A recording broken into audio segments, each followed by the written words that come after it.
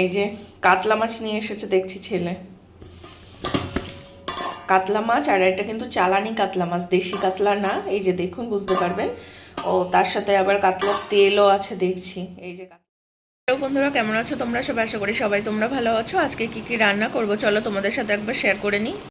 বাজার থেকে কি কি নিয়ে আসলো চলুন আপনাদের সাথে তাহলে শেয়ার করে নিই।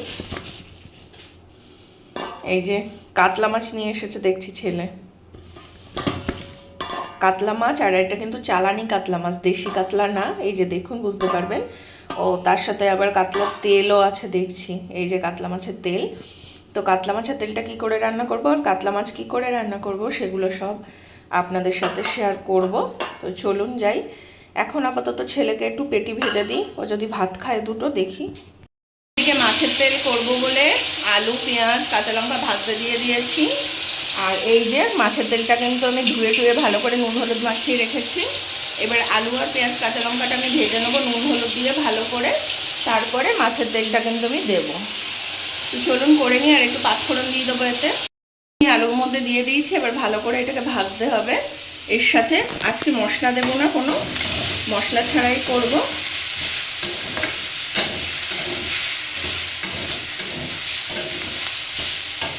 অল্প তেল দেওয়া হয়েছে তো আলুতে, ওই জন্য নিচটা একটু কড়াটা একটু কালচে কালচে হয়ে গেছে নিচটা, কেননা এর থেকে তেল বেরোবে, ওই জন্য কিন্তু আমি তেল দিইনি বেশি। কাঁচা লঙ্কা পেঁয়াজ দিয়ে কিন্তু করা হচ্ছে এটা, আজকে কিন্তু মশলা যাচ্ছে না এর ভিতরে কোনো। আর তেলটা খুব সুন্দর, হ্যাঁ, ওই জন্য কিন্তু মশলা টশলা কিছু দেইনি। আর আলুটা সিদ্ধ হওয়ার জন্য একটু জল দিয়ে দিলাম। এবার আমি চাপ ঢাকা দিয়ে দেবো, এটা আস্তে আস্তে এবার হবে। তেল কিন্তু একদম রেডি হয়ে গেছে খাওয়ার জন্য। এবার বন্ধ করে দেবো আমি। নুন হলুদ মাখিয়ে এবার আমি ভেজে ফেলছি কড়াতে। ভাজা হয়ে গেলে মাছের ঝোলটা বসিয়ে দেবো। এই কিন্তু আমি আলুগুলো সব ভেজে নেবো নুন হলুদ দিয়ে, পাঁচফোড়ন দিয়ে। আমি এর মধ্যে মশলা দিয়ে দেবো, আদা পেঁয়াজ কাঁচা লঙ্কা বাটা, জিরে গুঁড়ো দিয়ে কিন্তু এটা কষাবো ভালো করে। মশলাটা কিন্তু দিয়ে দিয়েছি, জিরে গুঁড়োও দিয়ে দিয়েছি, এটা কিন্তু ভালো করে কষাতে হবে।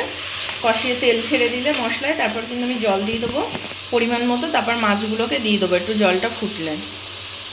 ফুটে উঠেছে বলে কিন্তু আমি মাছগুলো সব দিয়ে দিয়েছি এর ভিতরে। আর এবার কিন্তু ফুটলে হয়ে যাবে মাছের ঝোলটা। কেমন লাগলো ভিডিওটা অবশ্যই জানাবে। ভালো লাগলে লাইক, শেয়ার, কমেন্ট আর সাবস্ক্রাইব করে সাথে থাকবে, পাশে থাকবে। আজকের মতো এখানে টাটা, দেখা হবে একটা নতুন ভিডিও নিয়ে।